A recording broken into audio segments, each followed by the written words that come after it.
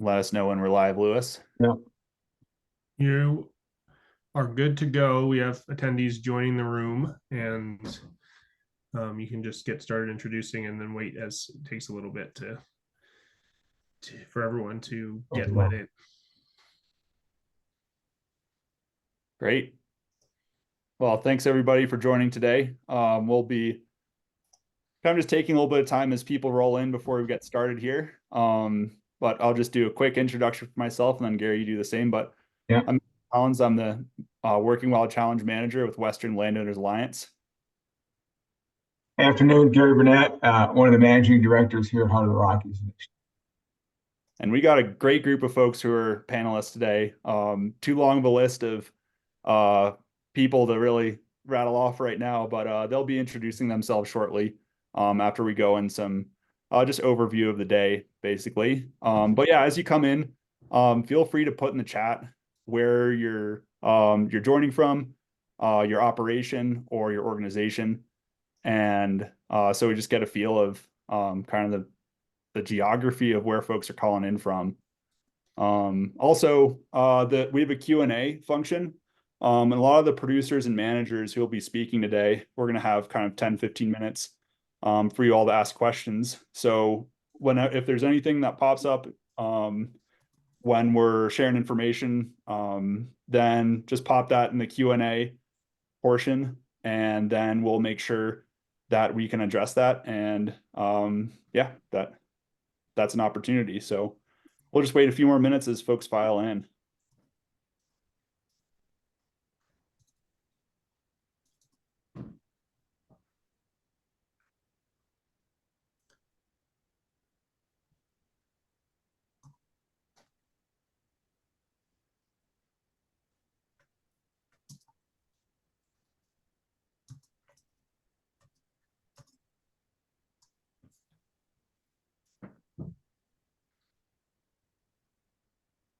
Great. And we got about 120 people online. So good group of folks. Once again, if you're just joining, as you see, people are putting in where they're calling in from and your operation or organization in the chat, just so people have a feel of, yeah, the geography represented here. This will be a West-wide conversation. So we're gotten registrations from, I think, something like 14 states, which is pretty exciting. But yeah, just appreciate your time here and joining us for this conversation.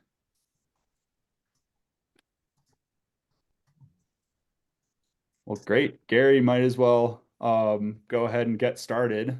Okay. So, you want to click the first slide or just stay here? yeah. There you go. Well, thanks for everybody joining this afternoon. We appreciate that. There's a lot of folks piling in. This is the last in the series of our communications, if you will. Not to worry, though. All the good work that's been done is going to get posted online, so you can have ready access to all this information. Just to review back how we got here, it's a pretty straightforward approach with this Conservation on Working Lands Conservation Innovation Grant.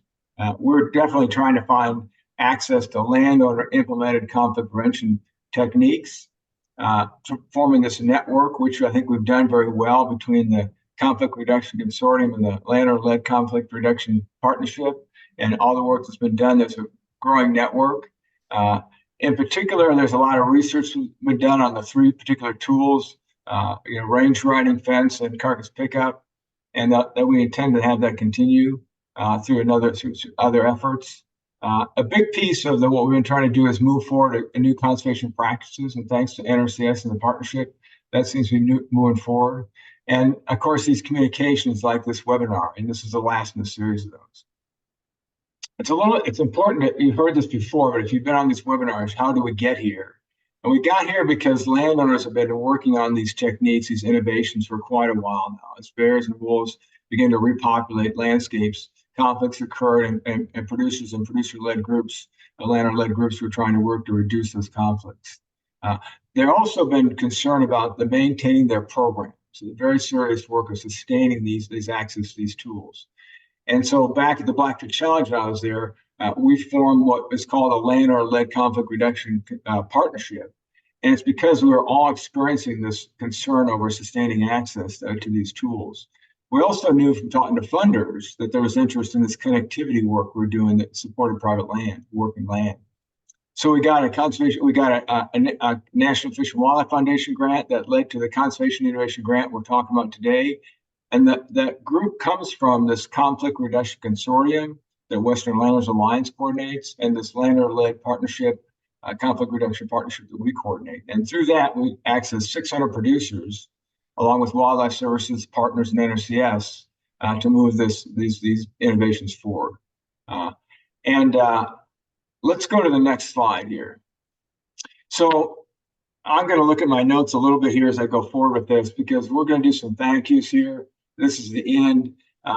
Whoever came up with seeking the innovation 4 years ago, NRCS, hats off to them, because this non-lethal predator management tools and landowner collaborative strategies, it's really moved the needle in terms of bringing folks together and trying to move these practices forward. So I'd like to thank Kelly Troni at the national office, who helped us early on to form this application. Clearly, Thad Heater, our technical contact, he's been with us all the way. I mean, regular communication with Thad. Couldn't have done this without Thad. Leadership at the national and state level between Astor Boozer and Tom Watson and his crew here in Montana, Kyle Tackett, and Josh Schreckengost, and Jerry Schaus is gone now. That leadership from NRCS, this just wouldn't have happened without that leadership. So thank you to them. And the landowners, of course, very important. I mean, this is what it's about. It's about trying to support landowners on the ground that are experiencing these increased conflicts because of increased predator populations. Thanking the research team, I'm going to name them individually. Jared Beaver, Stuart Breck, Matt Hyde, one of the grad students, Karen Krunkel, Ray Nickerson, one of the grad students, Julie Young, and of course, we get access to Fish-Wildlife Parks, Montana Fish-Wildlife Parks data, so it's been very helpful. We appreciate it. The steering committee couldn't have done this without the steering committee. Collaboration requires coordination, and so we couldn't have done this without strong coordination from Matt Collins, and before him, Alex Few. Matt's brought us over the finish line here with this work. Aaron Edge, Defenders, Nate Owens on our shop, myself, Emily Harkness for our shop, Bree Owens, who used to be with the Western Landers Alliance, now with the National Grasslands Coalition, Jay Shepard from the Northeast Washington Wolf Cattle Collaborative, and Jared Beaver, our Jim Williams, Stuart Breck from the research team, and Thad Heater. That's the steering committee. And they help move this forward. One other group I want to mention is the Defenders of Wildlife, particularly Russ Talamo, because he's been with us all the way trying to help us through this process. I'm going to sort of close by saying this, as I said before, I can't ever emphasize how important this Conservation Innovation Grant has been to maintain and increase the momentum for accessing and sustained access to these conflict prevention tools. I'm going to close with one next slide here, just to make sure we note this. As we move forward with these conflict prevention tools, which is what the Conservation Innovation Grant is about, it's important to put that in the framework that includes compensation, control, and collaboration. And so the short leg of the stool has been conflict prevention. And some states, control is not accessible. And so depending on the state you're in, this assemblage of tools is very important to reduce conflict as we move forward by bringing forward more access to conflict prevention tools. And so with that, I'm going to turn things back over to Matt. Thank you, Gary. You're welcome. And appreciate all the partners who are part of the SIG, and especially the producers who offered countless hours, whether it's guiding the research or sharing your knowledge to make fantastic products like these, the Producer Toolkit for fencing, carcass management, range riding possible. So Ellie, if you wouldn't mind just popping those in the chat. This is kind of what we're honing in on here today, are these 4 documents, which are really kind of wrangling 10 years of knowledge from producers, many of which are joining us on the call today, on how to implement these practices, what works, what doesn't. These aren't silver bullets. They do help in specific contexts. And what's in here is just that, is context-specific information on how to apply fencing, carcass management, range riding to help reduce conflicts and maintain economic viability of working lands that provide essential services for folks, whether it's food, fiber, space for wildlife, economic viability for communities. And so we're really proud of these documents, and we're really thankful for all the people who are able to participate in forming them. So this is kind of the grand unveiling of them. These will be available on our website, and we'll be following up with where those will be. But feel free to check them out. I'll stop sharing my screen here, and then panelists, if you want to, yeah, put your video on, then we can kind of get going. Also, important part of this conversation today is new cost sharing opportunities that kind of align with some of this knowledge around how to implement. So we'll be kind of wrapping up this conversation around 2 regional conservation partnership program grants, and then an America the Beautiful Challenge grant that in sum bring about $28 million in funding for folks in the West experiencing these conflicts. Great. I think, Kim, if you want to get your camera going, and then let's see, I think we're looking pretty good here. Great. So we'll just do a quick round of introductions. I'll just kind of call it out as on my screen. If you want to just share your ranch, where you're located real quick, and then we'll dive into things. But we'll start with you, Kim. Oh, you're muted. Sorry about that. My name is Kim Kearns. I live in Baker City, Oregon. I live on a 100-plus-year-old ranch. I'm the fourth generation, sorry. And we run sheep and cattle and have quite a lot of experience with wolves in Eastern Oregon. Thanks, Kim. Jim Stone. Good afternoon, everybody. Jim Stone, Rolling Stone Ranch. We ranch in western Montana in the Blackfoot Valley and hang out a lot with folks with the Blackfoot Challenge. So thanks for letting me be part of it today. All our pleasure, Jim. Yvonne. Yvonne Martinell. Our family ranches in Southwest Montana, and I'm affiliated with the Centennial Valley Association, and my husband's family has been here for 130 years. Thanks, Yvonne. Erica. Erica Nunlist. I'm a range rider and wildlife coordinator for the Centennial Valley Association in Southwest Montana. Work with Yvonne and several other producers. Thanks, Erica. Linda. I'm Linda Owens. I'm the project director for a rancher-led nonprofit called Madison Valley Ranchlands Group in Southwest Montana. And I have a small herd of cattle also.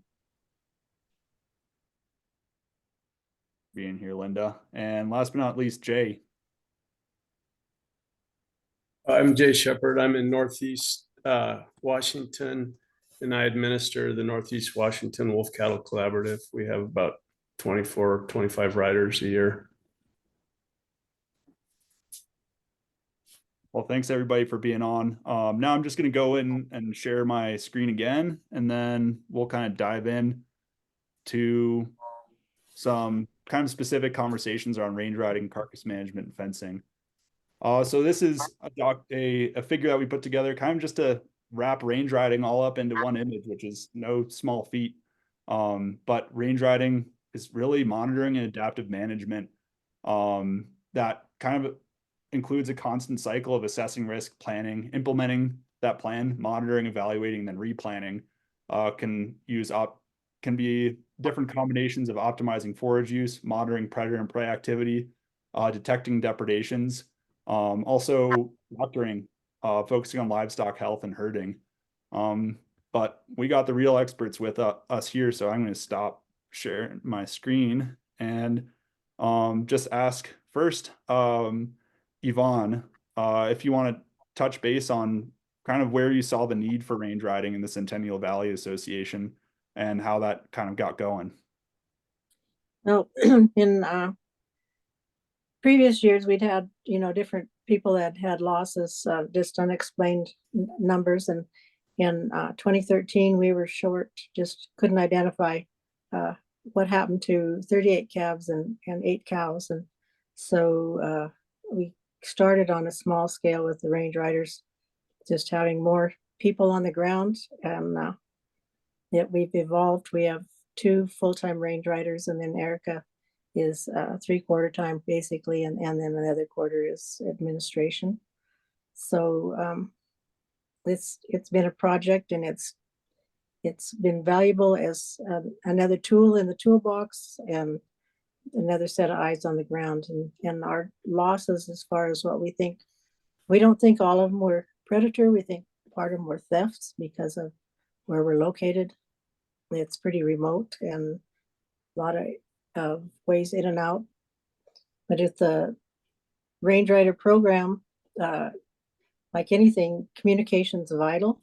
And so for us on the ground level, the producers and the range riders must be open to what's expected of them and what's deliverable. And so all of you on different landscapes will figure this out. It's not the same. Mhm. So it's just partly delivering what's available as far as what's on the ground. Erica will get into more what she looks for when their riders are out. Yeah, Erica, you want to chime in there? Yeah, so as I said, I kind of coordinate the range riding program, the 2 different riders, and we work with anywhere between 5 and 7 different producers, up to about 5,000 to 6,000 cattle. It's all cattle that we work with for our program. Kind of a day in the life for us is we saddle up in the morning and we're out riding throughout the day, 2 to 3 different herds a day. The cattle are all run separately here. We look at herd health, herd behavior. We look at infrastructure, water tanks, salt, fence lines. These are all things that might make an individual cow more susceptible to depredations. And then also we're obviously out there looking at predator activity and for depredations or other losses. And we communicate that at the end of the day with the different ranchers. We also have a lot of game cameras that we have set up around the area, and we monitor those regularly, and we're able to get a lot of valuable information through the game cameras. We put them out strategically, but we also put them on carcasses to kind of get a gauge on how many grizzly bears and wolves we have here. And I produce bi-weekly reports throughout the summer, and that's with the aim of keeping our community aware of what's going on and increasing safety out on the landscape. And then we also do some carcass removal or just relocation sometimes. It kind of depends on the issue, but we'll actually remove them off the landscape if it's a high density of carcasses from like a larkspur poisoning event. But often the carcasses that we do have are in really remote locations, so we just kind of make the right people that are in the area aware of that carcass and leave it there. I think we'll get into more specifics about all of that perhaps later on. Yeah, thanks, Erica and Yvonne. What's it range riding practice look like in your neck of the woods, Jay? As Yvonne said, it can look different for different landscape and context and needs of producers. So Jay, what's it look like in Northeast Washington?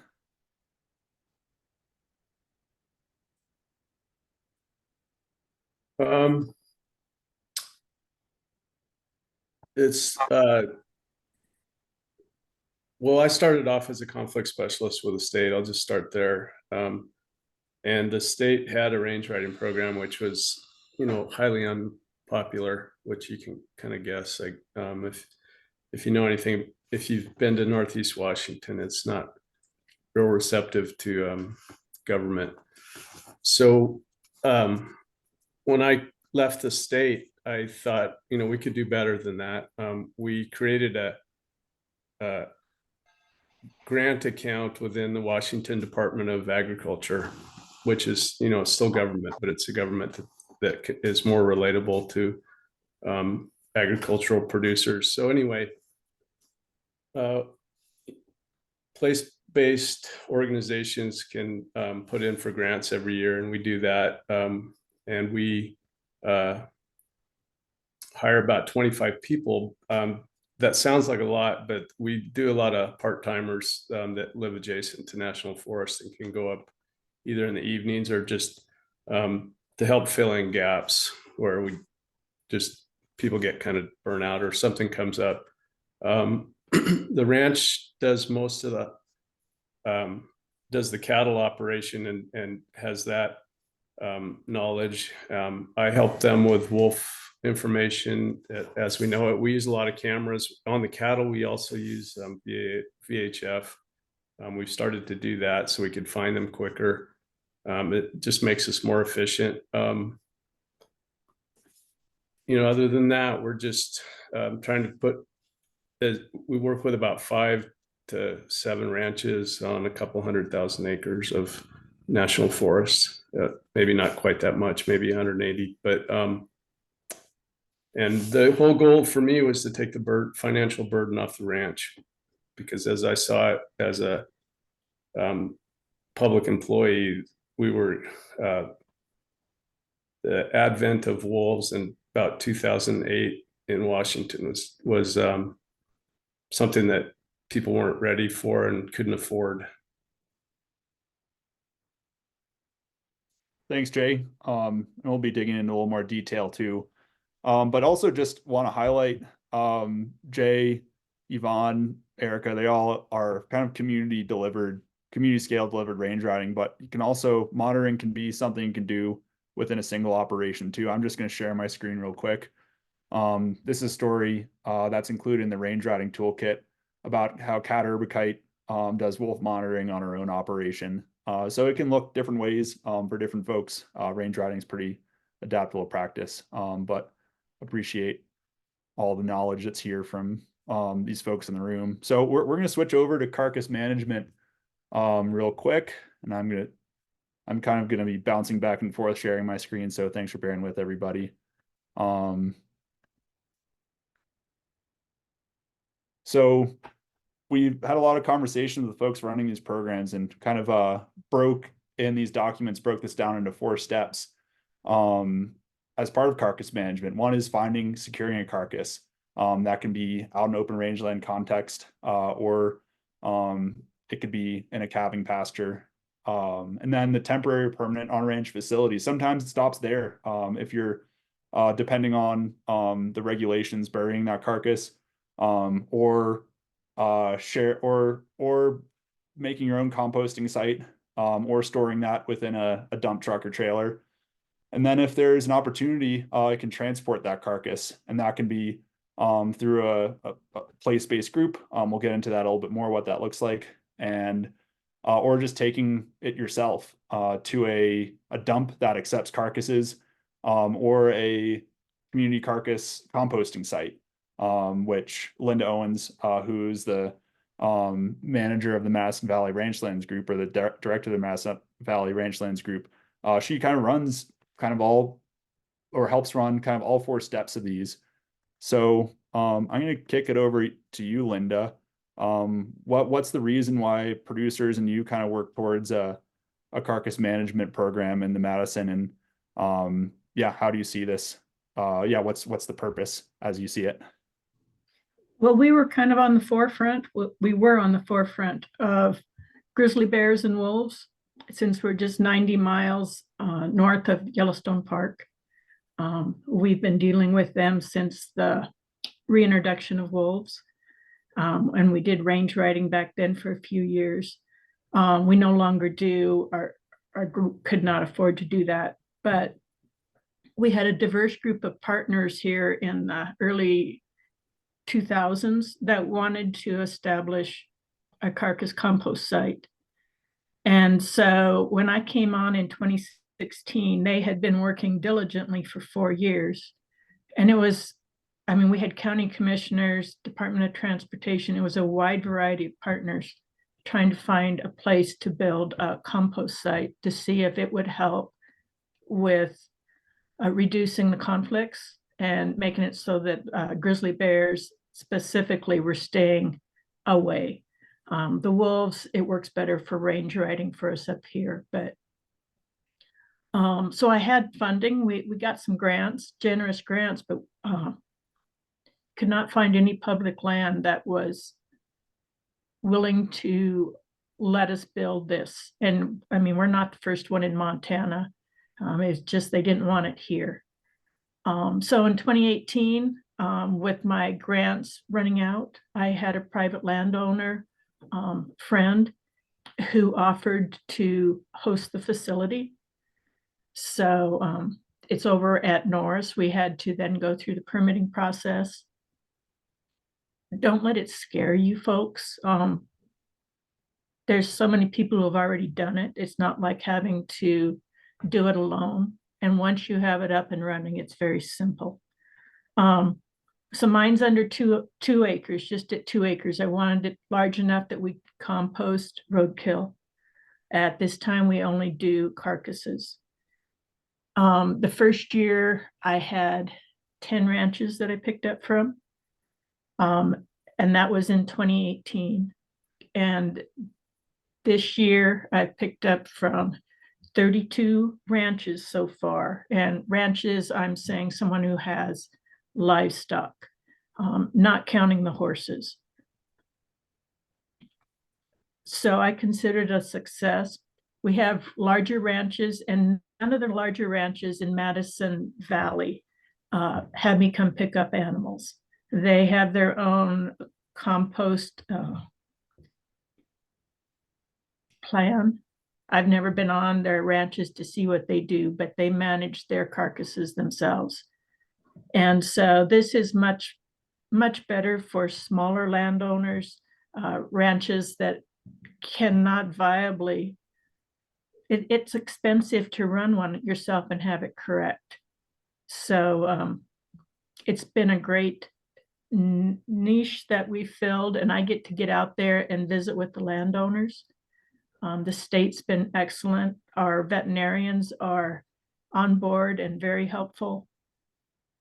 And if you're under 2 acres, accept less than 5,000 cubic yards of composting materials a year, and you produce less than 2,500 cubic yards a year, you stay as a minor composting facility, and it helps with your management plan and what you have to do for licensing. And we have no regrets on doing that. I think that's key to know. And you can easily get one up and running for under $30,000. Thank you, Linda, for that great background.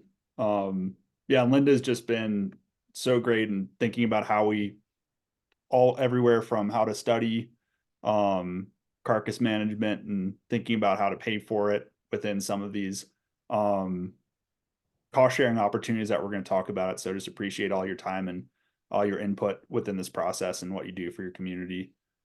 We're going to jump over, I'm going to share my screen again here, to electric fencing. And so that the main kind of components that are covered in this toolkit are turbo fladry for calving areas, and then 5-wire electric fence to enclose a homestead area where you want to secure attractants or keep predators out.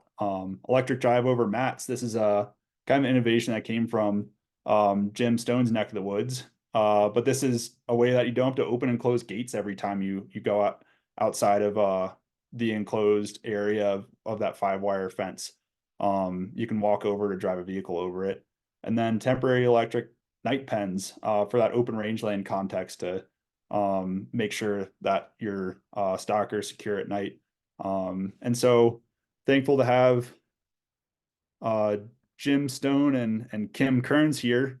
But I guess we'll just start with Jim. If you want to talk about the different uses for some of these electric fences in your neck of the woods and how you apply them on your own operation. You bet, Matt. Thank you, and welcome everybody. Yeah, I mean, we've used all types of electric fences, I guess, for our ranch and around the valley. And I'm very lucky to live in a watershed that the Blackfoot Challenge is a huge player in making this work across the whole watershed. And that's half the battle, right? Is we can't really fight this as one landowner at a time. And so having this sort of a watershed approach has been really good, but it's helped us. I mean, human safety, guys, you know, you're sending some of your young kids out to check cows in the middle of the night with bears and wolves just makes things a little bit dicey. So we've used a lot of permanent 5-wire electric fence with our partners with NRCS, the Challenge, and Fish and Wildlife Service. It works extremely well. We happen to be in a spot on our ranch where all of our buildings are pretty centralized. So we actually have our calving lot, spring lot, and all our buildings fenced in. So it takes away all those attractants. So where a lot of people are spread out and you have feed, you have all these attractants for bears, especially bears, it makes it a little dicier. So people use, you know, those seagoing containers, all kinds of different tools there to help. But where we have that, everything is contained and it locks it in. And again, as Matt mentioned, my son developed a electric drive over mat, which is used extensively in the valley. As ranchers, I'll speak for myself, are pretty lazy about shutting gates. So you can have the best 5-wire fence and leave a gate open and you've still got the same problem. So it's quite handy to have those work great, you know, during bear season. Fladry, we use a lot of that during calving season. We use it a lot actually during the regular grazing season. We use all temporary electric fence for a grazing program. So if we're seeing wolves, grizzly bears, whatever out there, we'll tend to use some of that fladry as well as sort of a boundary fence there. So just adding every bit of tools we can find to make that happen. Fox lights to, you know, all the things that seem to drive you crazy, right? That you have to do these things. In the end of the day, the electric fence is, you know, it adds another complexity. They don't always work well.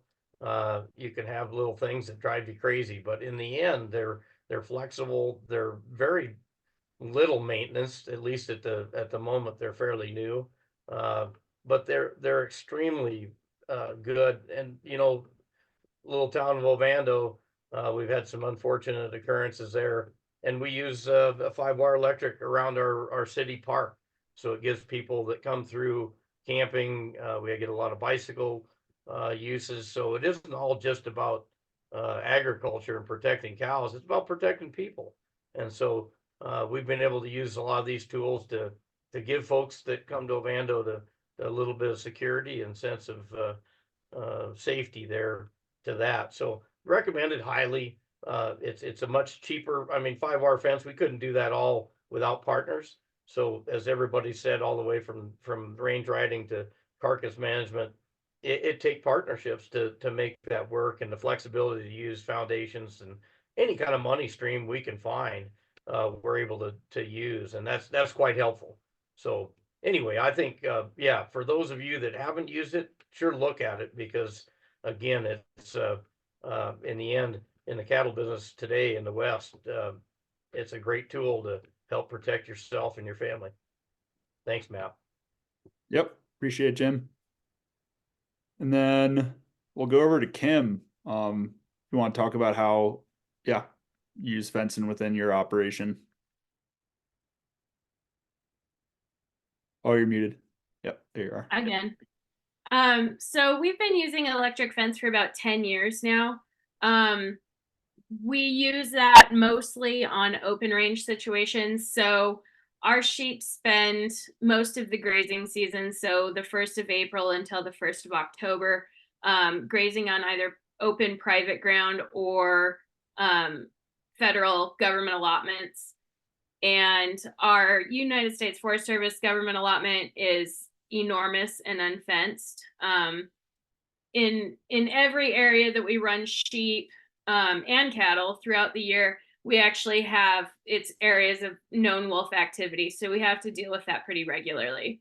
10 years ago, we were approached by the Forest Service asking if we would be interested in putting our sheep in a night fence.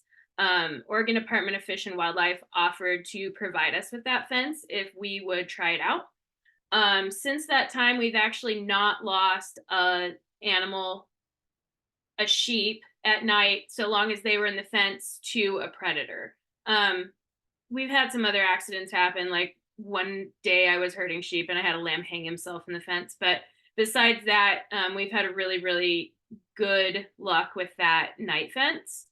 We'll go into later, like the particulars on the fence and how we run it and stuff like that. But just as an overview, we put the fence up every time we move camp, or sometimes every day, and take it down every day, depending. And we've been through, I would say, 6 sets of fence so far, and it's worth every penny.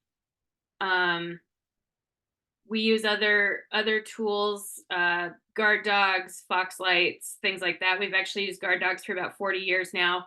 And guard dogs are really, really effective, but all kinds of predators get past them, and that night fence really keeps the sheep feeling safe and organized in one spot. So the guard dogs can actually do their jobs.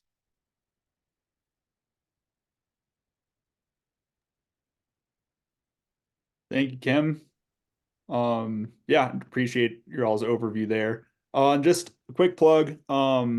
Everybody who spoke, we've kind of highlighted some of these kind of more details within case studies in these documents. So if you're interested in kind of honing in and getting some more detail there, please check those out. With the exception of Jim, we covered his neighbor's spot Wayne Slat's fencing effort. So but yeah, appreciate you being on, Jim, and showing up for your neighbors in all sorts of ways. But we're now gonna dig in a little more detail. Speaking of detail here, I'm gonna share my screen again, and what these documents have, how we're kind of structured is the framework for predation risk management. It's kind of a 6-step deal.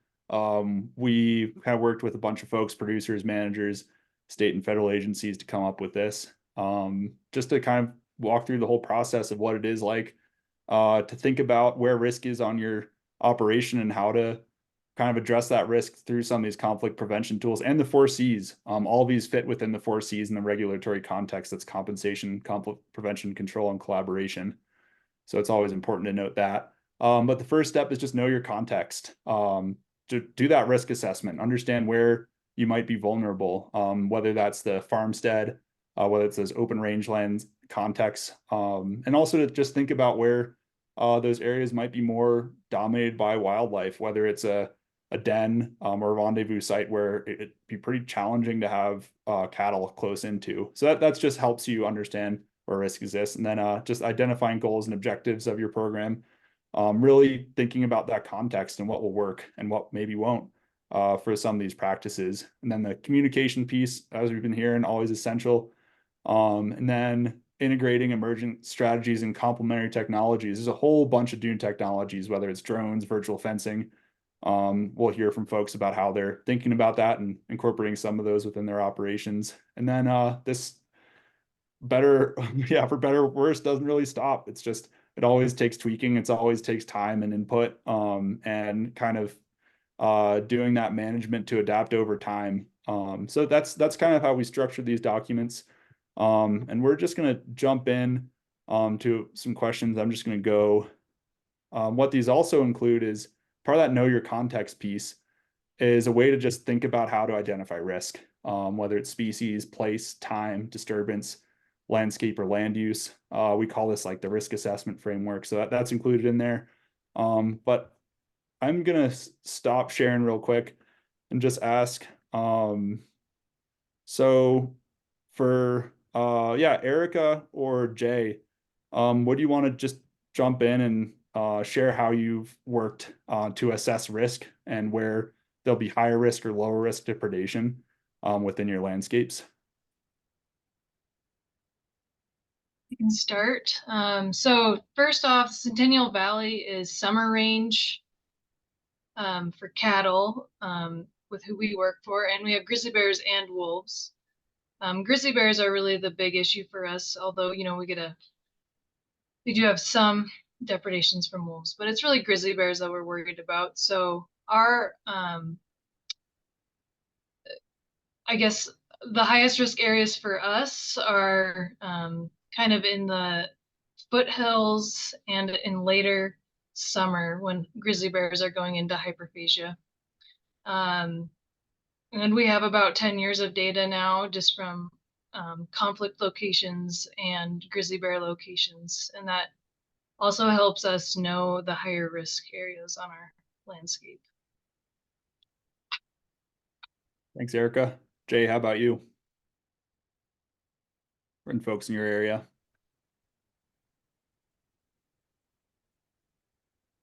What was the question again? I was reading questions on the side. Sorry. Yeah, it's just how do you assess risk, where risk will be for predation, and how that changes over species or time or by landscape or land use or disturbance, any of those different points. We have areas that have high historical risk, and they're places you may not have ever heard of. But for instance, the Kettle Mountains have a pretty strong depredation history, and so that area gets a lot of our attention. We spend a lot of time there. We have most of our riding occurs there, but so we assess risk. The state's really good at putting on GPS collars on wolves, so we know some of the wolf activity. We can judge it by that. Another thing I forgot my train of thought. It was just but we're putting up a lot of cameras, so we're kind of and we're getting better and better at tracking and assessing tracks. So we're understanding the wolf use and seeing, do we have wolves that, because we have, there's a fair amount of uncolored wolves as well. So do we have a lot of wolf use on the landscape? And can we differentiate between, do we have cougars versus wolves in this drainage or that drainage? Because we do have a high cat population. So that's something to watch out for. So we spent a lot of time basically assessing the risk for the ranch and letting them know, and riding the cattle, but also, trying to understand the wolf activity.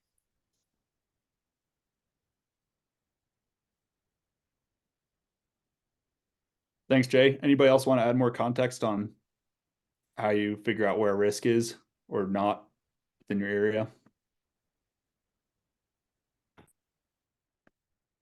Great. Kim, saw you on mute, but we can move on if. No, go ahead. Okay, great. So yeah, I think we'll just move right on to kind of the goals step. So when you're starting these programs, or whether it's carcass management, fencing, range riding, what were kind of the goals within your own operation or within the community? And feel free to just chime in here, whoever wants to share.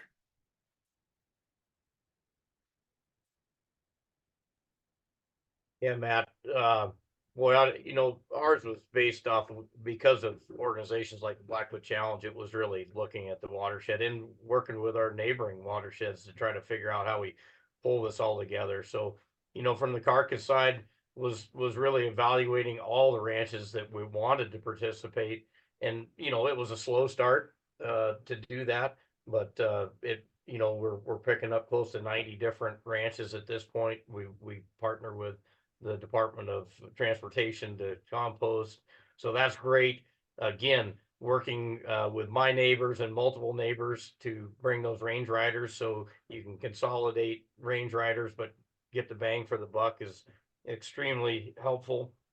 If we fence out bears and drive them to our neighbors, is never a popular thing. So again, looking at a scale where we can really reduce all those impacts of attractants for bears and just move them through. And we're trying to be very conscientious about, their habits and moving across the valley and making sure that they still have that area to be able to cross the valley without having us put unnecessary blockage there. So having all the tools, is part of it. And I know for some of you, probably just the idea that it's government and having the neighbor up with some of that is a tough call, but I guess you sleep better knowing that you have everybody in line that really wants to see us be successful. And if we're going to be an economic base here in Western Montana, we got to adapt all the tools we can. So,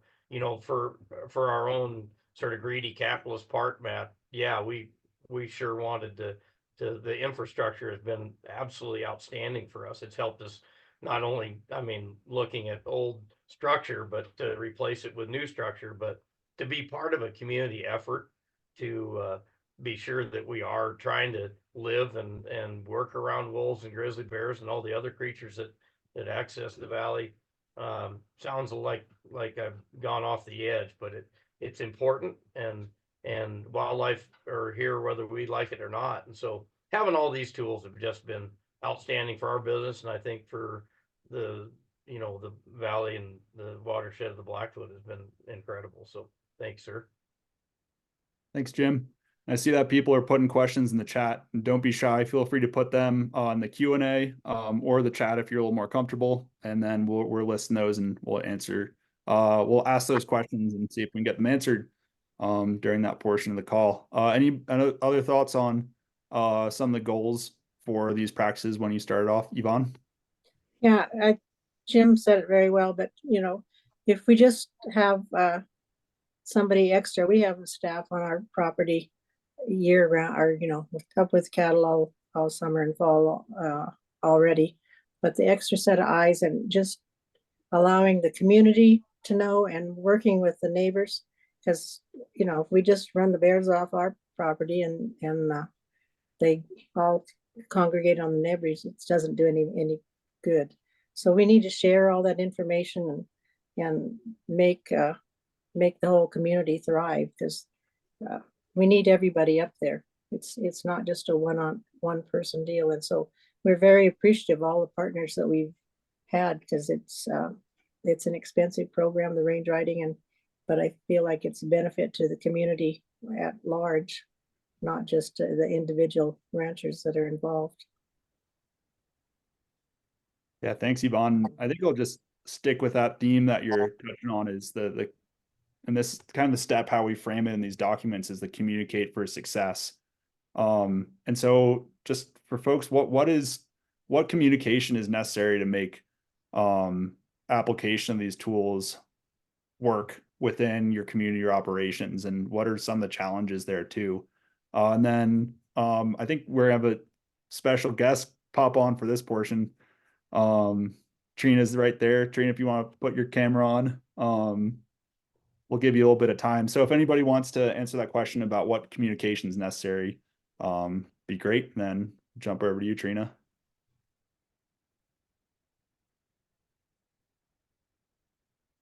Well, this is Linda. And I think it's really important that the producers, the ranchers out there across the West, realize this isn't a handout. Any funding that you get, it's not a subsidy. I mean, you don't argue if you get a tax refund after you get done with your taxes. We're already paying what we call our bear tax up here. We have no say in the management numbers of any of the wildlife. We're better off than some of you because we have a thriving elk population, which feeds the wolves and the bears, and some of you don't have that. So your wolves are really working on your cattle more so than they do here. But please don't consider this a subsidy. Anything, we're managing our cattle and our livelihoods to keep this land open, and otherwise it's going to end up where no one can use it. So keep an open mind, and to stay ranching, we know we have to stay flexible. So just what I wanted to throw in there. Thanks, Linda. And want to give Trina a little time for you to jump in here. And we talked a lot about place-based collaborative groups as well. And I think it's already been put in the chat, but Ellie, if you want to pop that in there too. But part of this kind of toolkit that we're putting together is this roadmap to place-based collaboration for conflict reduction, and hoping that folks can use this as a resource. But not just Trina want to open up, where's communication helpful, where is it not, how have you thought about this over the time of starting up place-based collaborative and within your own work? Yeah, so communication is key because people don't know that those tools are out there unless you tell them, right? So I spend a lot of my time just doing outreach with producers in my area, just saying, did you know that these are available? Did you know these grants are available? Have you ever thought about trying this? And I think for the most part, a lot of people don't know that all these tools are available. And if they do know, they do not know that there's funding available to help put these tools in place. So I think making sure that you're always connected with your community is probably the most important part of this entire process. Thanks, Trina. Great. And then, yeah, feel free to stay on here, Trina, and chime in wherever you're interested in doing so. And yeah, Trina, if you want to give just a quick intro of where you're calling in from and who you are, that'd be great too. Sure. So I live in northern Montana on the Rocky Mountain front. My husband and I have a cow-calf operation, and we have a massive amount of grizzly bears and coyotes, but so far, knock on wood, we do not have wolf problems yet, but we have wolves all around us. So it's only a matter of time. And so I started the Rocky Mountain Front Ranchlands group in 2021 in order to address some of these conflict problems and see if we can get some of these tools in place more consistently across the landscape. Thanks, Trina. Great. And then I have one more question, and then I'll open it up for questions from the audience. And one of these steps is the context specific application, how important it is to match some of these tools to where they're appropriate. So a lot of times fencing will be more appropriate for those ranchstead, farmstead, securing attractants. Carcass management can be tough sometimes in really open rangeland contexts if the carcass is not accessible. So might just be securing a carcass. So I just want to open up for thoughts from folks about how you've kind of thought about your location and what will work in one area while something may not.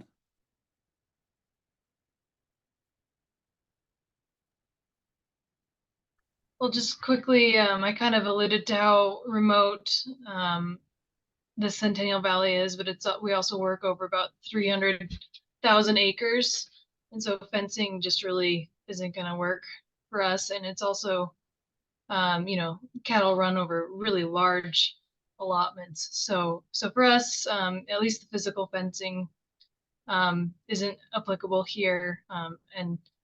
And carcass management can be applicable in certain situations, but not, again, because of how remote and vast the landscape is. It's not applicable. So that's kind of where we've landed on range riding and different technologies with range riding. Thanks, Erica. You got your hand up, Trina? Yeah, I think Erica nailed it. There's a vast amount of tools available because not every tool is going to work for every single person.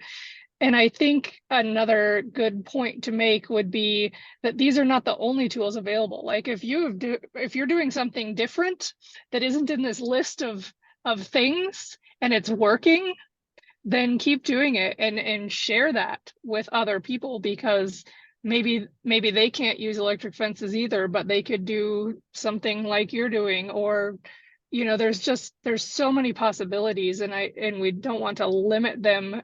We don't want people to think that this list right here, range riding, electric fencing, and turbo flattery and carcass composting are the only options. So I think it's good to have conversations with the people, especially in your landscape where you know what's going to work and what isn't, and share those ideas with everyone. Great points, Trina. Jim? Yeah, Matt, all that is well said. You know, unfortunately, as much as I like to think it's all about cows and what we do, it's totally about people, right? We got to involve these communities, and every landscape's different. But if you want to look at the Blackfoot, 7 different communities, they're not losing the word, but bears and wolves are going to access those communities, right? We're seeing it even in Missoula, but every one of our local communities is starting to deal with grizzly bear issues. So these tools are not just about cows. It's about how we're going to integrate communities into not attracting bears. And so a dead bear is a bad thing, right? And people, all these people that are making rules or trying to maybe make us the bad person for being ranchers and using all these tools and money, they're the ones that are eating some of our beef and our products. And so I think we've got to have that communication link to making, you know, rural and urban communities start to understand the plight of ranchers and how much, you know, 70% of this country is supporting all that wildlife. And so that's a complex conversation, and we're not going to solve it here, but I think our future, our kids' future is going to be much different. And I think we need to integrate those conversations in, or, you know, we're gonna lose the battle. So I think, you know, thinking more about people, you know, we talk about focal species all the time. It's focal people. It's find those people that can really help us understand and make a difference across the West. Thanks, Jim. And just a quick plug that roadmap to place-based collaboration for conflict reduction, and has kind of a step-by-step process to find the focal people in your community, and also a case study on the Blackfoot Challenge and how they found their focal people and kind of came together to address issues that were affecting the community, not just carnivores, but others. So I'm going to open it up to questions from the audience now. And one of these questions really leads in nicely to a part of this toolkit that we haven't covered in depth here as much, but one of these questions around technology was I'm curious to hear more about the tech that is used for tracking for finding the livestock. Full disclosure, I'm a cattle tech developer. So do you have any of you use tech or know of any tech that'll help find livestock in open rangeland context? I don't know about livestock, but we've been using a satellite ear tag on our guard dogs for a little over a year right now. And it's actually really, really cool. I can track a guard dog every 3 hours or so and have a pretty good idea of where that guard dog is. And that satellite tracking tag is actually designed for cattle.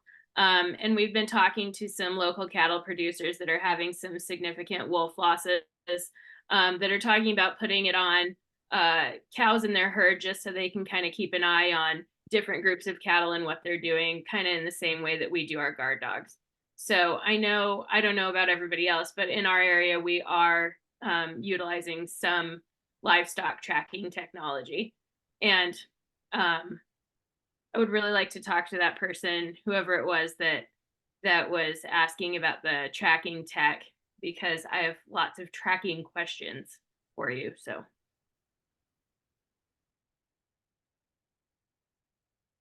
Yeah, whoever asked that question, you can just put in the chat if you want to follow up with Kim. You can, yeah, or share your details directly with her after. And then I'm just going to keep going down the line of some of these questions that were being asked. One's about livestock husbandry, and what do you all as panelists think about low stress livestock handling methods? Any good case studies that you can share? Well, this is Linda, and I will tell you that the more the producers have their people out there with those livestock, the calmer those cattle get. I don't know, I'm sure the sheep are the same. The sheep around here aren't out in large landscapes here in the Madison. Over in the Centennial, they have some, correct, Yvonne? But the more you work them, the calmer they get, and it benefits all the way through on the handling of those cattle.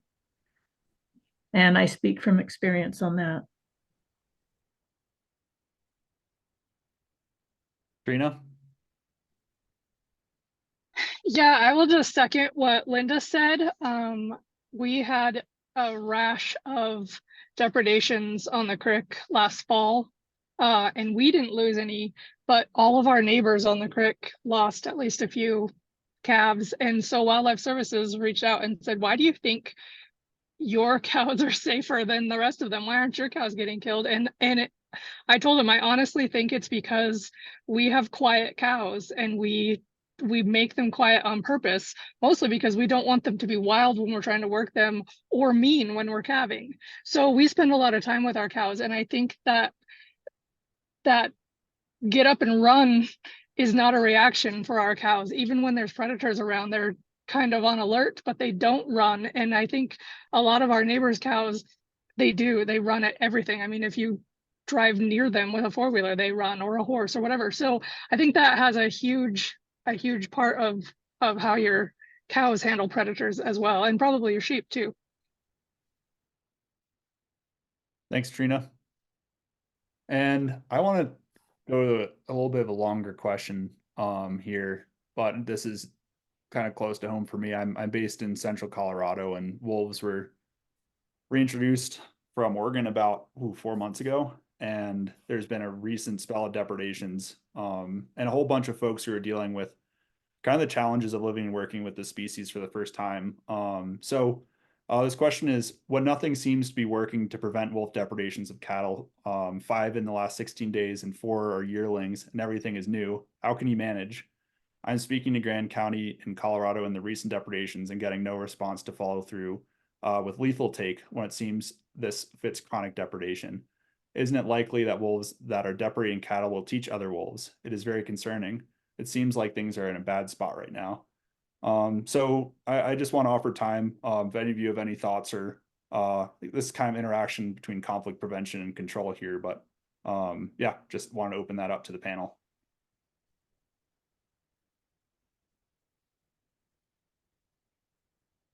So I'll start. So I guess I have a question then. Are you doing any conflict prevention, first of all, and has it been effective at all? And 2, I would say Adam Baca used to work for Wildlife Services in Montana, and he is amazing, and now he works for CPW. So if you have not talked to him yet, I would recommend reaching out to him immediately. And then the other thing is just getting on calls like this and learning what other people are doing, and see if you can apply that to your operation. I don't have that much experience with wolves, but I have a lot of experience with grizzly bears, and they absolutely teach their kids how to kill things, and it becomes chronic through the generations if it's not taken care of.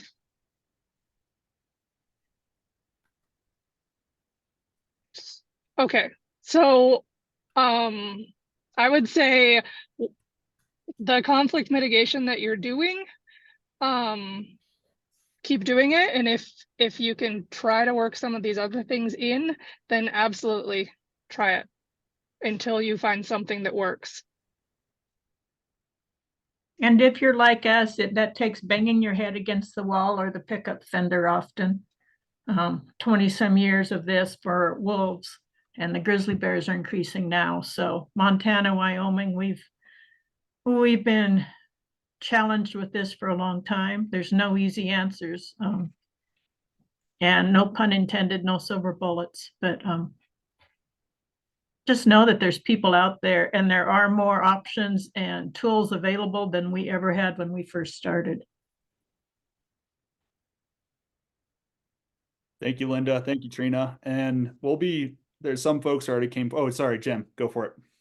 Man, I'm just the reoccurring barb here on this deal, but you can't do it by yourself.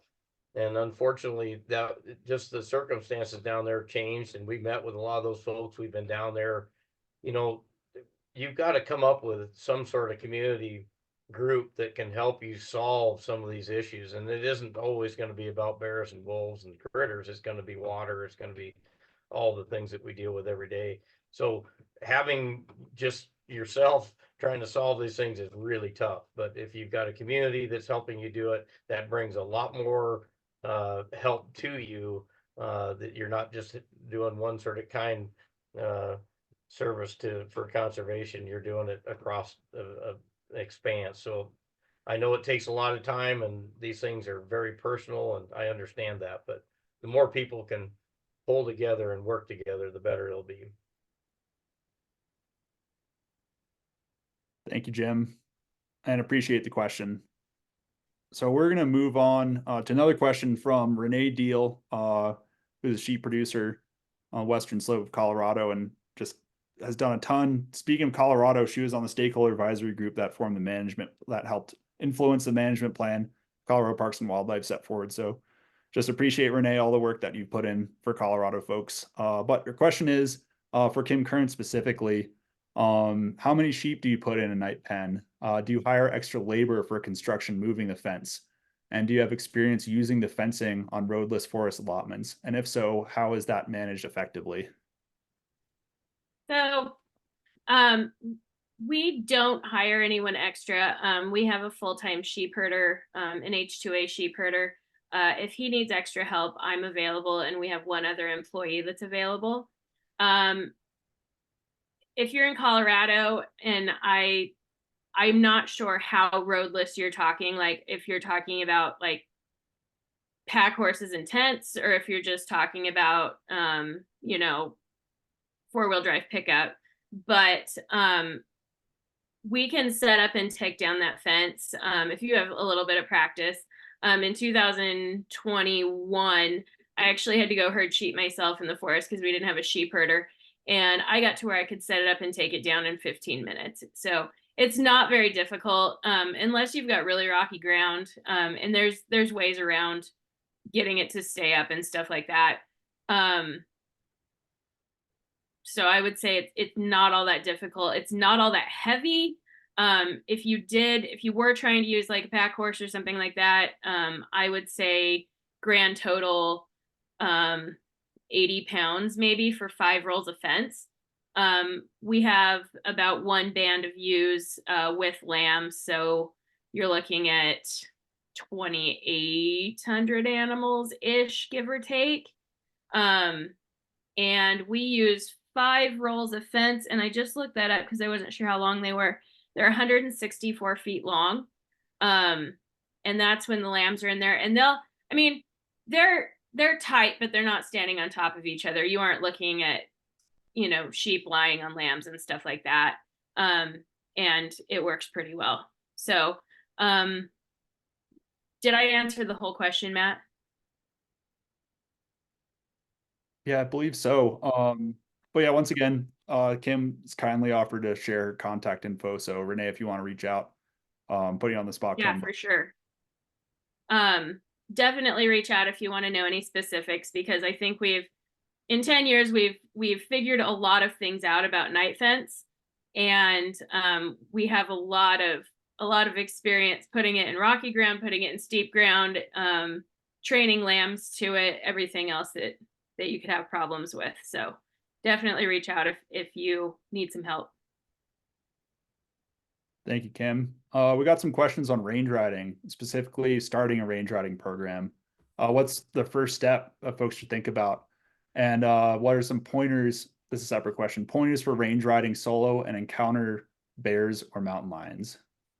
So we'll start first. Starting range riding program. What are the first steps or recommendations?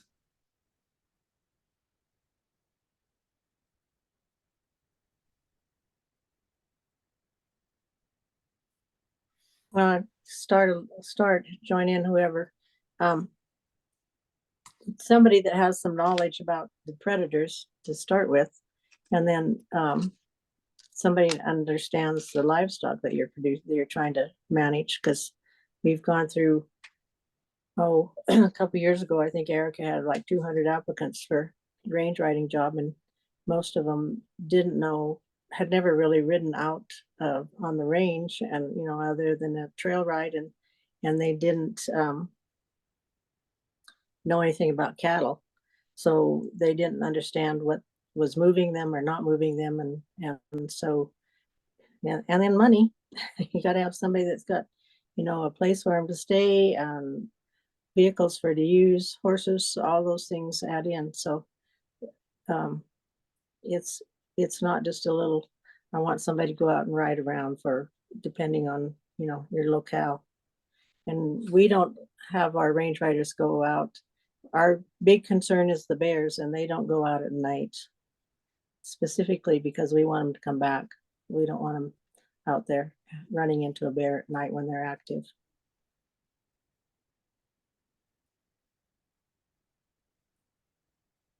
Thanks, Yvonne. Any other thoughts there?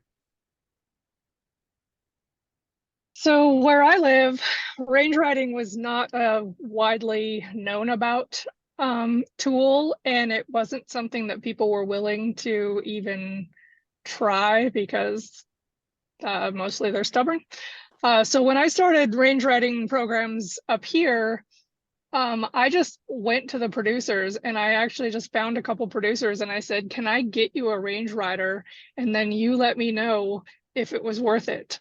And they did, and they were like, that was amazing. This was the first year they lost 0 calves that year that they had their first range rider, and they were awesome at telling their neighbors about it and telling people, yes, it does work. And I think that's a good way to get it started, is just find somebody that's willing to try it. And then when it is a success, then you'll get more buy-in from their neighbors and more people. But Yvonne is right. You have to have somebody that knows what they're doing, because you just can't have a random person out there riding, or they're not going to do any good and probably are going to get hurt. Well, thank you, panelists, for your insights on every step of this conversation, and for fielding questions. And as mentioned, if you're willing to share your contacts, I'll follow up with you. And I know that a lot of folks are interested in what you had to share. So just really appreciate your time here. And the CalSig and this, you all are just such a wealth of knowledge. So just really appreciate it. Appreciate your time on this spring day too, when you could be out on the range. So extra appreciative. But we're gonna kind of shift gears here, and we've been talking about how these practices look and how folks have been implementing them. But now we're gonna talk about some new cost sharing opportunities from federal programs, specifically one through the NRCS, and one that is through another grant that's specific to Montana, that Nate Owens with Heart of the Rockies initiative. He'll talk about how these two interact. I'll be adding in a little bit of information here as well. Once again, I'm just going to pull up my my presentation here, and then we'll get going. Oops, sorry, I'm slight technical difficulties. Bear with me. Okay, Nate, you're on. Awesome. Thanks, Matt. Thanks everyone for joining today. My name is Nate Owens. I'm the policy director for the Heart of the Rockies initiative. And I feel like as of late, I'm the lucky one who gets to come on and talk about money. So never a bad position to be in. So you've heard about a lot of the hard work that's already gone on with this project, all the hard work and contributions from producers, from partners over the last several years to get where we are now.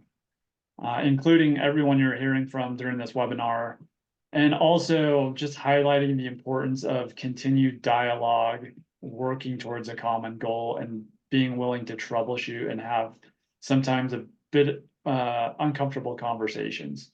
But we're currently sitting in a pretty good place, and we're excited to mention a few new federal grants that will deliver approximately $27 million across 5 Western states to support these practices over the next 5 years. And 22 million of those dollars will be provided through 2 multi-state NRCS Regional Conservation Partnership Program grants, or RCPP, with another 5 million provided by an America the Beautiful Challenge grant to support grizzly bear conflict prevention efforts throughout Montana. Next slide, Matt. One RCPP grant will be led by the Western Landowners Alliance, and it will support conflict prevention efforts in Arizona and New Mexico, while a second grant led by Heart of the Rockies Initiative in partnership with WLA will support the same efforts in Montana, Oregon, and Colorado. And these grants will support both grizzly bear and wolf conflict prevention and will be delivered by NRCS working through Heart of the Rockies and WLA to deliver individual producer contracts starting in the summer of 2025, most likely, and lasting through the summer of 2029. And again, the activities offered under these projects for cost share opportunities include electric fencing practices, which also include turbo fladry and electric drive over mats, carcass management and pickup practices, and range riding. Yeah, and I just want to mention real quick, kind of the partnership piece of the Regional Conservation Partnership Program. It really takes a village to get this funding on the ground, make sure it's coordinated with producer groups, and state agencies, federal agencies. And what's really important is that this is complementary to what's already out there. And so Heart of the Rockies Initiative, WA, we're going to be coordinating closely with all the different players in each state to make sure that this is, complementing what's already going on out on the landscape and meeting needs of folks who are having trouble or having conflicts. But yeah, sorry, go ahead, Nate. No, thanks for adding that, Matt. Next slide. And then we have the America the Beautiful Challenge grant, which will bring $5 million to Montana to support a lot of these same activities for grizzly bear conflict prevention. And this grant has been awarded to Montana Fish, Wildlife, and Parks from the National Fish and Wildlife Foundation, and would make these resources available starting sometime in the next few months and lasting through July of 2027. And in addition to the other three activities that we've already been talking about, this grant can also support practices related to securing garbage attractants and providing additional capacity to some of these local groups that are actually implementing these practices. And I want to say there are a few obstacles to implementation that we've identified. Heart of the Rockies is working with Montana Fish, Wildlife, and Parks through those. We're still not really sure what delivery of these resources is going to look like, but as we have those conversations and we figure this out, more information will be available. So I guess just with that in mind, we just quickly ran through a few grants specific to 5 states, but we also recognize that additional resources, like a lot of what we've been talking about with the panelists, are needed to support producers in some other states dealing with similar challenges. And so I guess I'll hand it back over to Matt to just touch on some of the interests that we're hearing about among producers in some of the other states. Yeah, so whether it's California, Washington, Wyoming, Idaho, Nevada, other states, these practices they're looking to have them available through the Environmental Quality Incentives Program, and to have cost sharing opportunities through NRCS that are outside of these grants specifically. It's up to the state right now whether they adopt those for the sign up period this fall.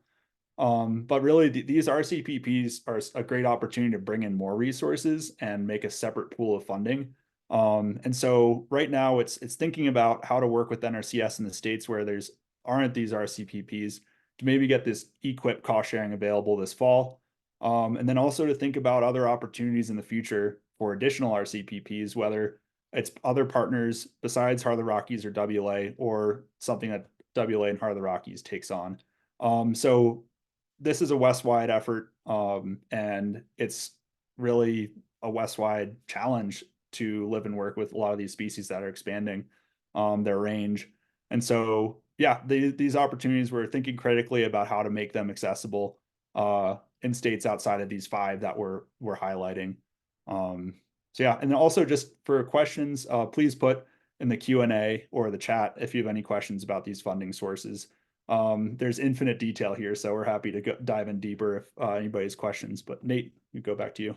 Yeah, I just also want to mention, Matt, because these are the first RCPPs that will be delivering these practices, we are going to be learning a lot and we are going to be stumbling through it a bit. And so as interest arises around additional RCPPs to deliver these, please know that you are not going to have to reinvent the wheel.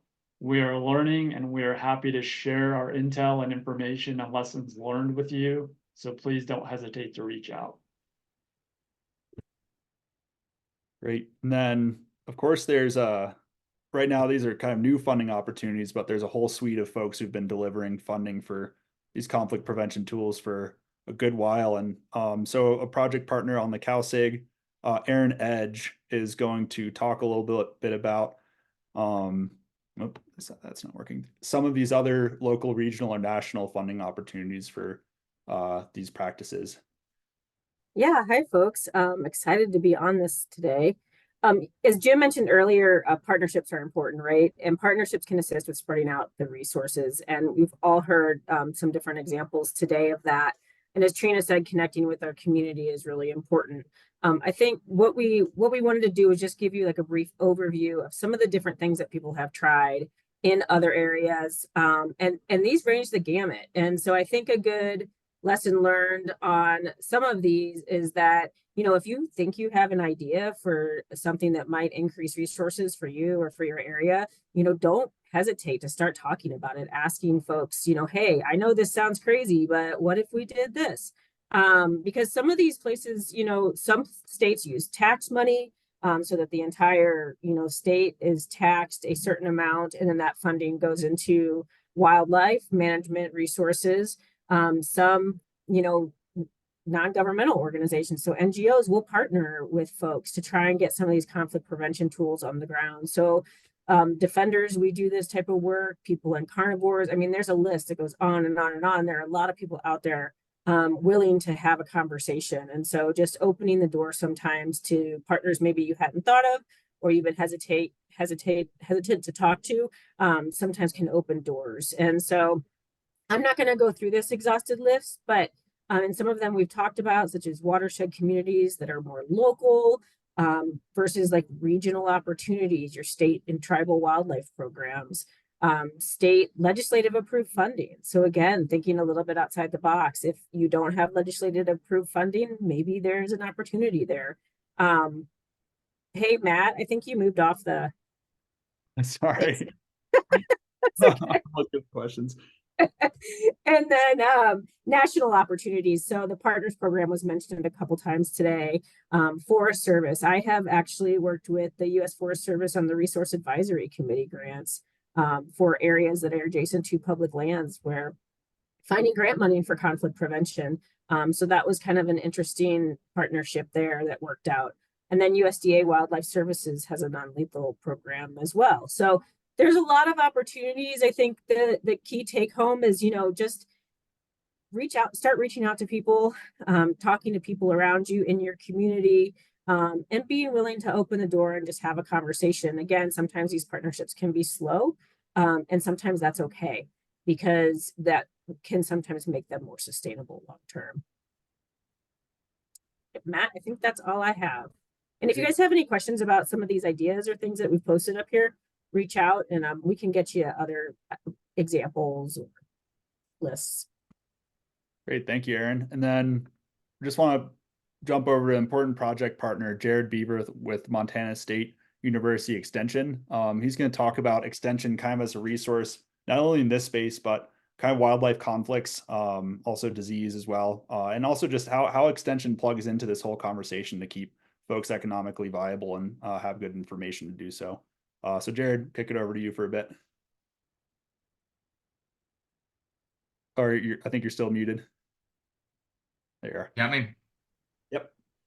Hey, good afternoon, everybody. Jared Beaver with Montana State University, Extension Wildlife Specialist. And, you know, Extension is part of the land grant institution, and their mission is really external to the university. And, within my role, I kind of see the arena that extension plays is around the overlap from the landowner interest, the community well-being, and then that biotic community. And so really, extension's job is to work with the stakeholders within their own state. And each state extension is a little bit different.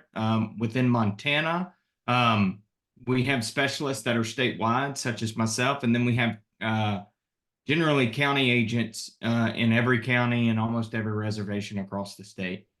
And they're there as a resource that is freely available to people around their needs. My job being, wildlife focused is identifying what those needs are as it relates to wildlife and human issues, and try and help address those both through applied research and outreach. And really that's the goal, is to link the two, research and outreach, to disseminate timely information.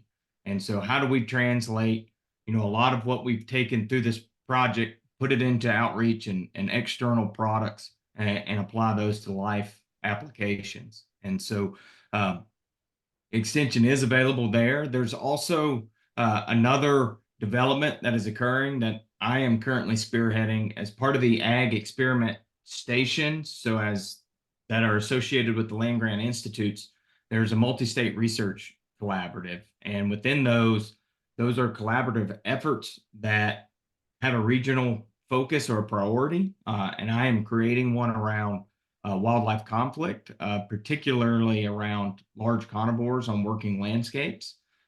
These are meant to provide resources to extension and research personnel within these land grant institutions across the West to tackle these problems. It's not a lot of money. It's more of a collaborative effort. And so extension personnel across 11 different states are trying to come together to share resources, to share concerns, in hopes to better integrate ourself as a resource within each of your states. And so really with that, Matt, that's all I really have. I just appreciate everybody's time here today and all we've heard from a lot of the project partners and producers, and for taking time out. Thanks, Jared, and thanks others for filling in the gaps on where some of this funding already exists and where some of this technical assistance exists. Quick plug for CSU Extension in Colorado as well. They've been working hard to get up to speed with some of the challenges and meeting producer needs around the space of wolf reintroduction. So I know some folks are on, but appreciate all they're doing in this space as well. But we just have Q&A. We just have a question specifically around resources available in Idaho. And Lane, our Idaho resources coordinator, WLA's Idaho resource coordinator, is on the call. So if you want to touch on that quick, that'd be great. Yeah, absolutely. I can do that. Hi, y'all. I'm Lane. I work out of Boise, Idaho. And so those of you that have questions specifically to Idaho can definitely reach out to me. In Idaho, our programs are very limited comparatively to some of the states that surround us. And those on this call have heard me say that many times, and I'm sure that they're tired of hearing me say that. But we do have programs through the Office of Species Conservation. And this year, there was actually a bill that was passed, House Bill 92, that allotted state funds towards additional conflict prevention and compensation funds for depredations from grizzly bears and wolves. And so there are funds available. Those funds are not as robust as they are in other states. And I do think I saw Austin Terrell on the call earlier, and he's still on here. So that's someone that could also be put on the spot as well. And I can share his information with you, and he helps run that program. But we do have funds through the state, and then there are a couple organizations throughout the state that do support some of this work, but typically work in more, I guess, in their community area. And so if you have a specific area that you're wanting to work in or have specific questions, I'm happy to take those and point you in the right direction. And I will say our Wildlife Services Department of Idaho also has, they have some range riders that are typically accounted for. They have specific areas that they put them in, but every once in a while they'll get additional funding for more range riders. And then they also have some funding for fox lights and other tools that can help with conflict prevention. So reach out. And then Austin did just put his information in the chat, and he's the go-to guy for the Office of Species Conservation. So if you have any more questions, please reach out. I'm happy to chat. Thank you, everybody, and apologies for those folks who were not able to get to your questions. As Ellie mentioned in the chat, we'll make sure to answer those over email or follow-up. But thank you, everybody, for participating within the call today. Really appreciate your time. Really appreciate the panelists and you being a part of this, and all the partners that made this work possible in the first place, as well as NRCS and Western SARE, who are key funders of this work. But Gary, going to kick it to you for some closing words, and then we'll wrap things up. Well said, Matt. I'd just like to thank everybody for the participation. There's been a lot of effort gone into this over 3 years.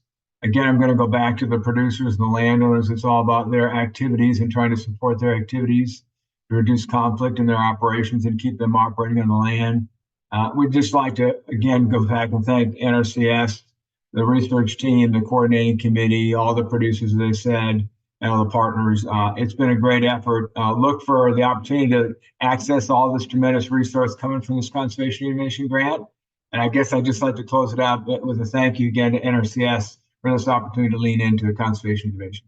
Thank you. And thank you, Gary. And in the follow-up too, we convene conversations that are not dissimilar than this through the Conflict Reduction Consortium in Montana, the landowner-led conflict reduction partnership. I think I'm getting that a little bit wrong, but and then also the practitioners call, which is only producers talking to producers throughout the West.